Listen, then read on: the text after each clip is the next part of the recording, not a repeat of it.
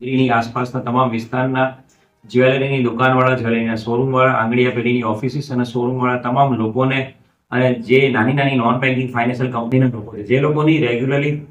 mostly cache movement થતી હોય છે, આંગળીયા પેઢી દ્વારા ઘણા બધા જગ્યાએ આંગળીયાની મુવમેન્ટ થતી હોય છે, તો એ લોકોની સેફટી, એમની સાવધાની, એમની સુરક્ષા માટે, એમના પ્રિકોશન માટે બધાએ સાથે મળીને એમનું એક પાવરપોઈન્ટ પ્રેઝન્ટેશન કરવામાં આવ્યું હતું અને તમામ લોકોને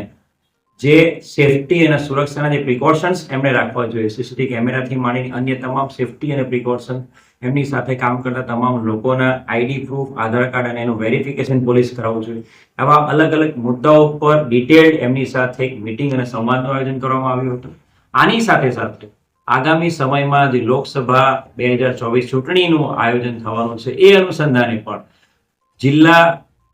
જિલ્લા વહીવટી તંત્ર, જિલ્લા કલેક્ટર સાહેબના આગેવાની